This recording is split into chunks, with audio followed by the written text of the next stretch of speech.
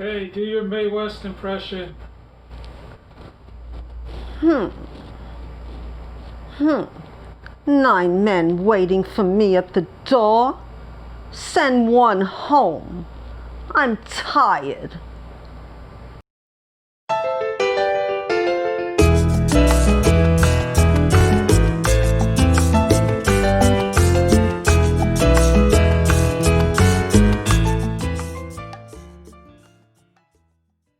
Aloha and welcome back to my channel. I'm Marilyn Maya, the baby boomer booktuber, and this is my first video of 2021. Did you like my Mae West impression? There's a book about her. It's called Mae West, It Ain't No Sin, book by Simon Lovish. Mae West was born in my part of Brooklyn, in Bushwick area, while I was more a few blocks down toward the Williamsburg area. But I think that starting with her is great. It really resounds with my haul today, because I'm going to do strong dames, strong women, and Mae West was certainly that. Well, I had my eye surgery, my cataract surgery, and I'm seeing clearer, but I still need glasses, and I'm going tomorrow to get a new pair of glasses, so I'm very excited. So bear with me because I'm still recuperating from my surgery. The cataract was a little denser than they thought it was. What I want to talk about today is my plans for 2021 and the kind of books that I want to read. So let's start with something that I've read already. And it's The Silent Patient by Alex Michaelides, or Michaelides. I think it's Michaelides. I found out that he's Greek, and my doctor is Michaelides, so he's Greek too, I guess.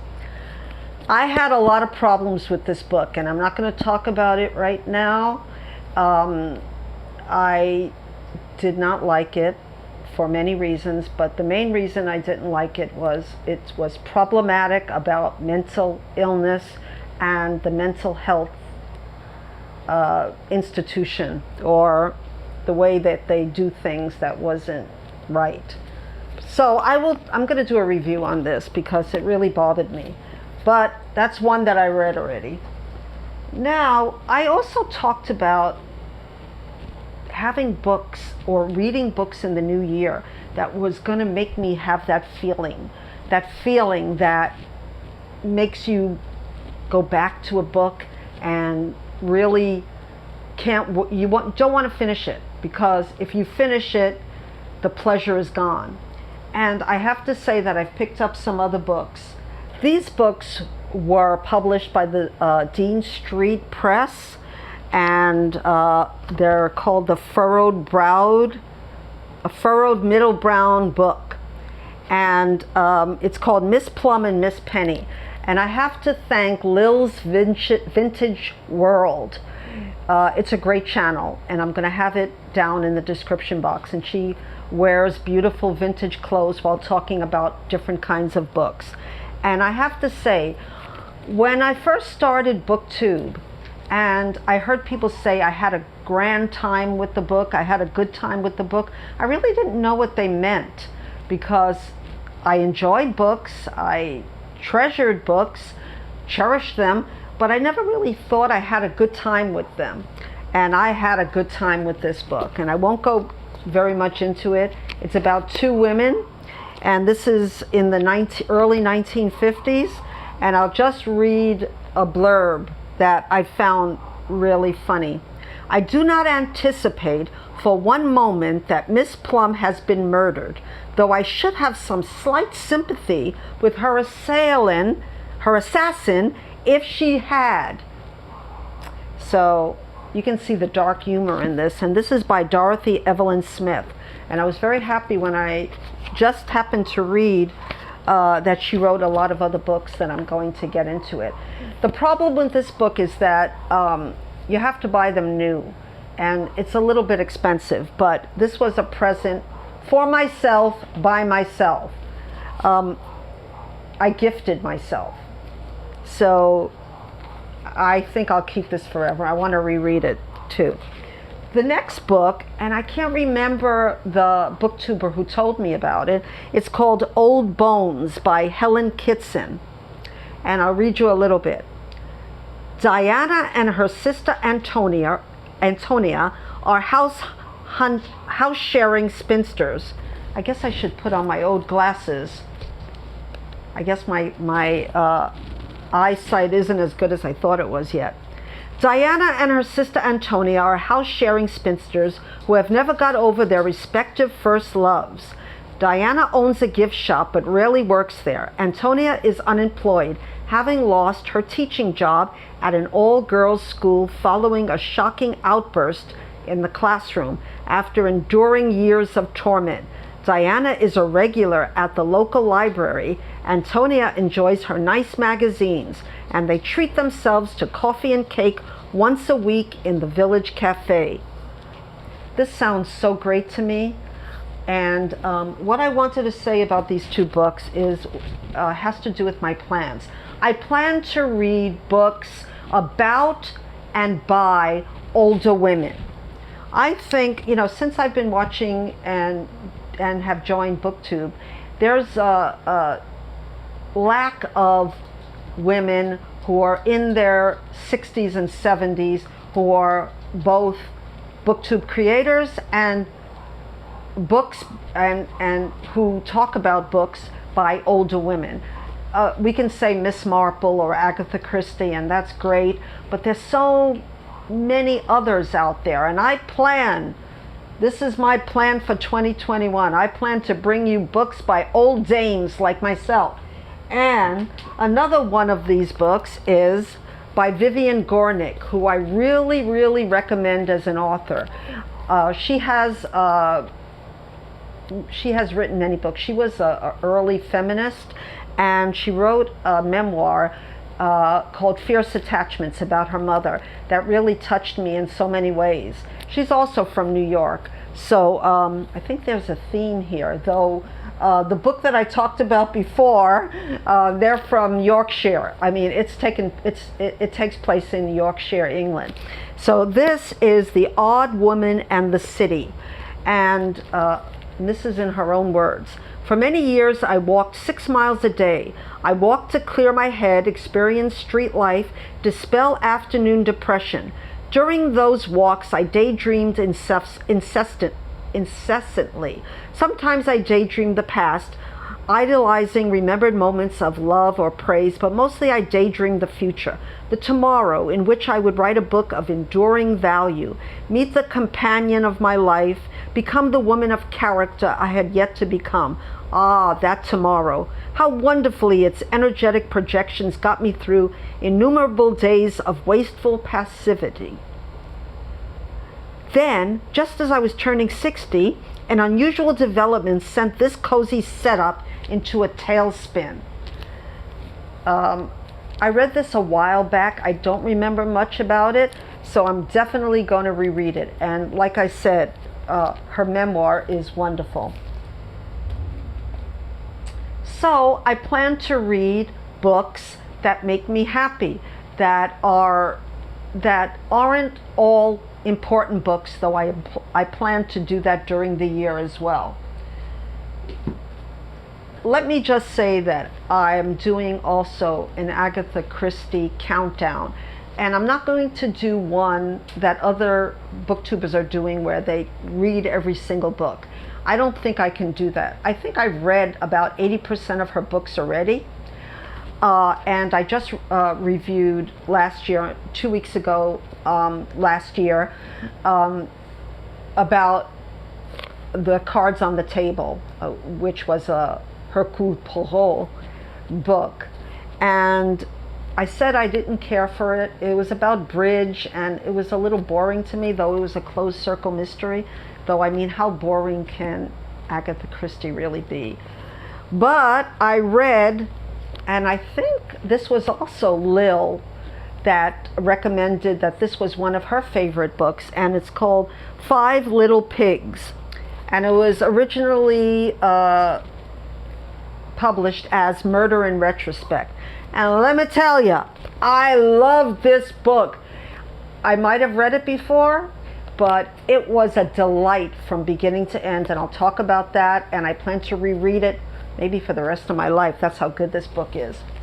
And I'm reading now Elephants Can Remember. Also, this is a Poirot book too. I think this is getting to be a pattern. Maybe I'm reading all the Poirot books, but I don't think so. And this was written a little later in her career.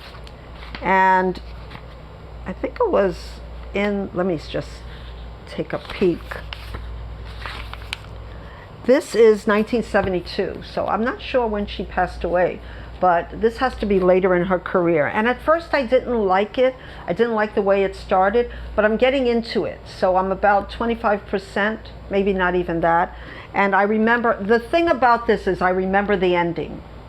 So I think that kind of spoiled it for me, because the minute that I read the first couple of lines, I said, I think I know how this ends, because it was a pretty dramatic ending, if I remember. I could be wrong, so I'm not spoiling anything, and I'm not telling you how it ends because I'm not sure. But I definitely am starting to enjoy this book.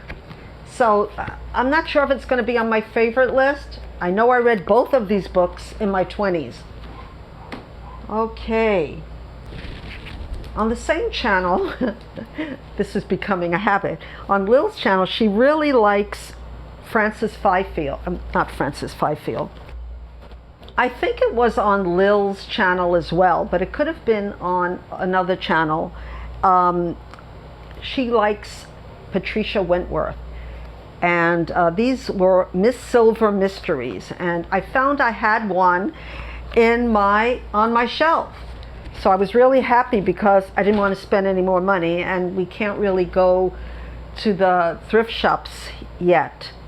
But this is a Miss Silver Investigates, which is not all of what Patricia Wentworth, who's a mystery writer, and she's British, wrote about, but I think they're the exceptional books that she wrote about.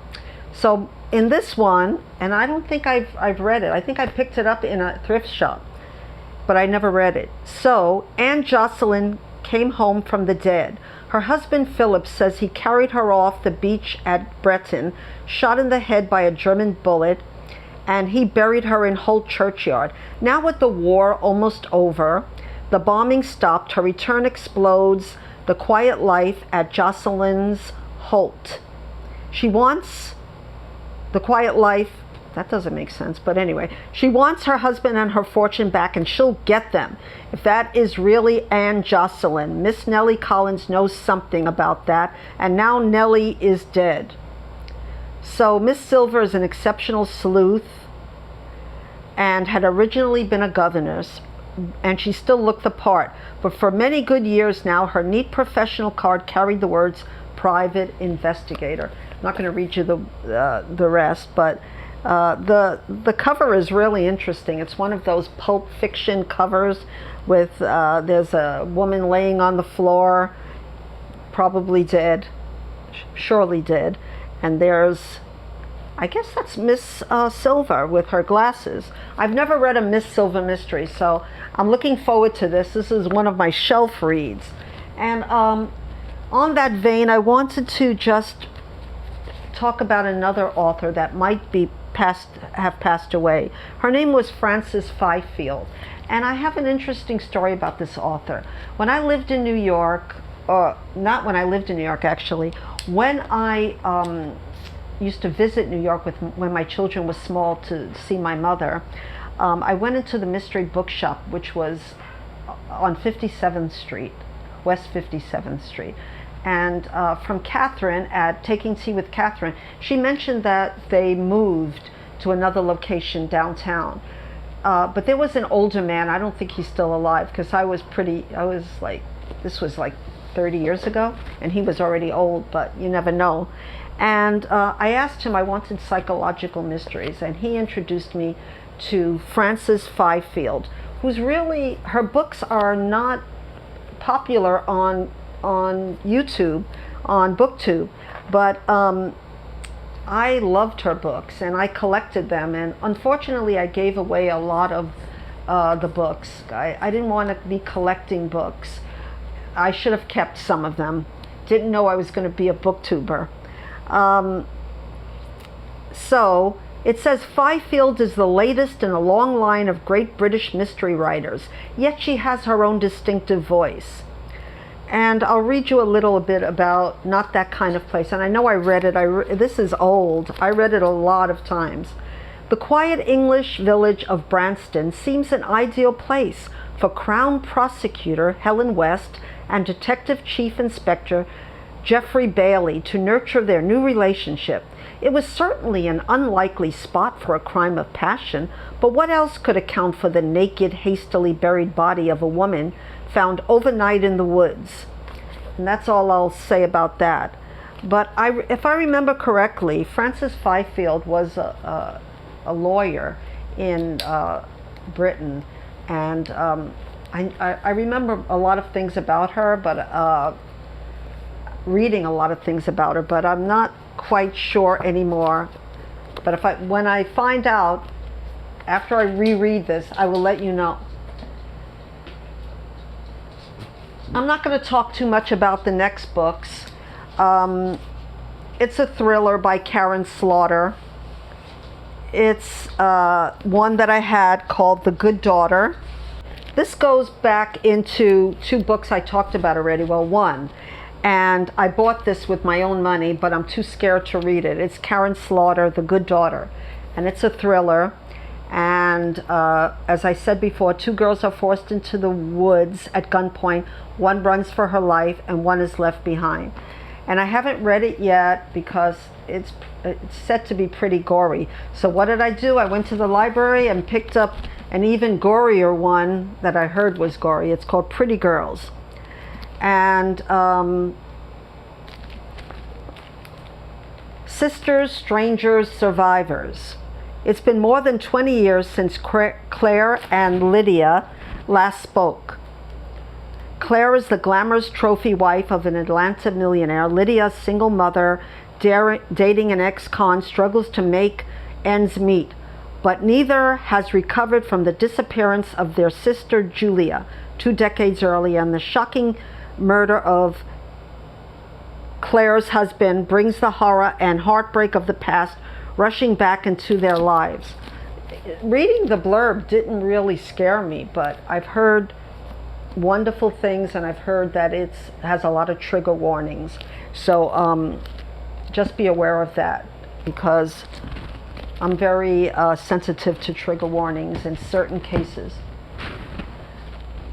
The next books, and I'll talk about them fast, are by Nicci or Nicci French, and they're also thrillers or mysteries, and they're called the Frida Klein mysteries, and she's a psychiatrist, and I'll just read you their titles.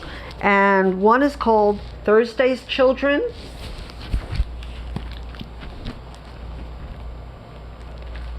The next one is called Blue Monday, and I think this is the first of the series, though I haven't read it yet.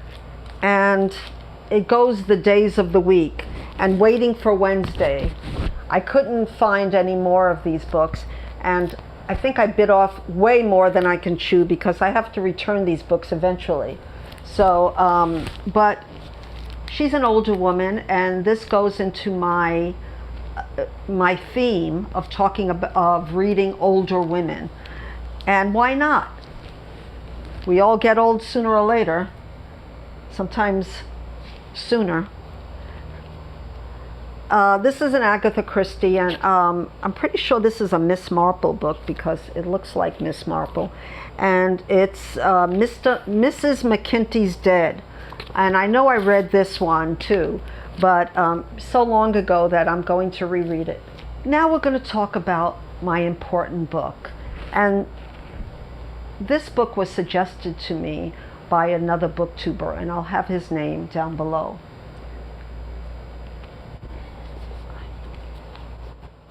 It's called House on Endless Water, and I'm having a little trouble with it.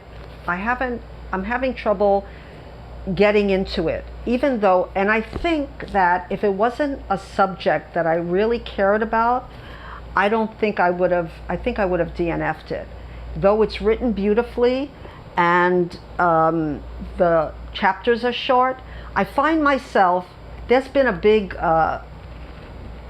thing on Booktube about sub-vocalizing on Hannah's books, and I always say I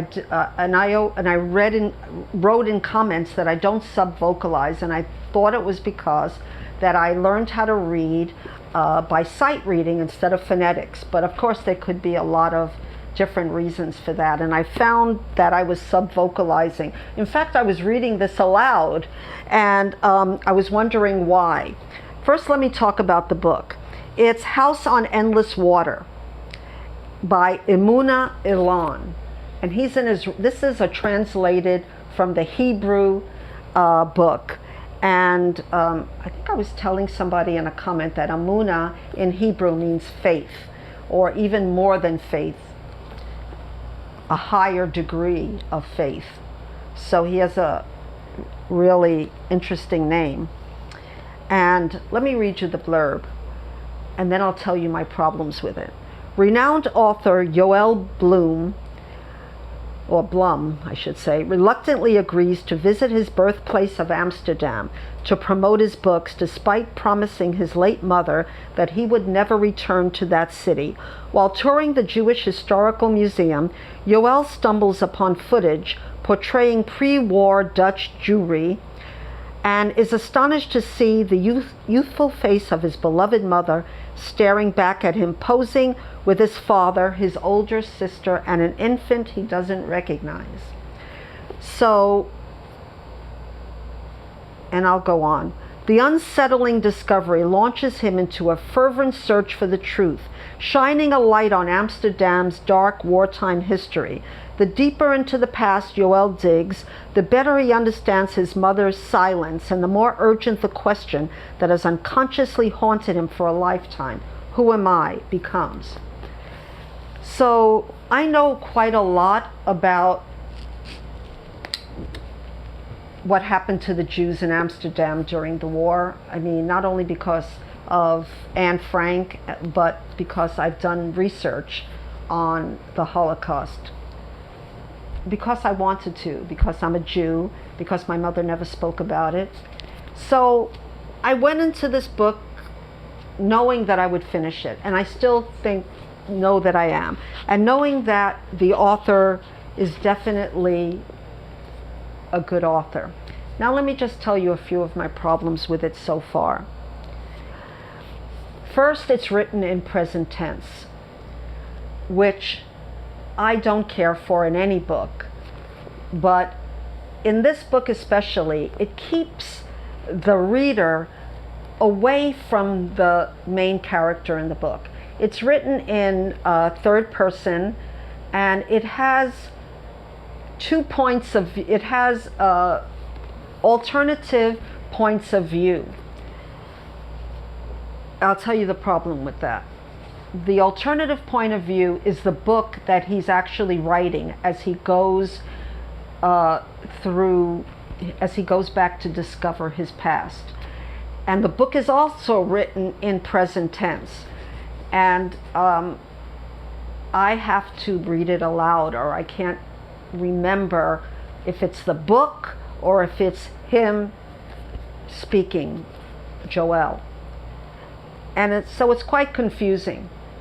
Another reason I'm sub-vocalizing in this book is because it's written very lyrically, like poetry. And I think poetry is always meant to be read aloud, at least I do. So I read it aloud and I get through a few chapters a night. And the third thing that I don't like about it is that I think I know what the secret is already, and I think it's because I've read so many Holocaust books, and I know a lot about the Holocaust. So I think I know what the secret is, and I'm not going to spoil it. I could be wrong. So what I love about the book, of course, is that it is from an Israeli writer who seems like he's telling a sort of story that he knows. At least he knows. He's a writer. He's writing a book in the book. So it's metafiction. It's fiction, but it's not fiction. It's like nonfiction and fiction at the same time.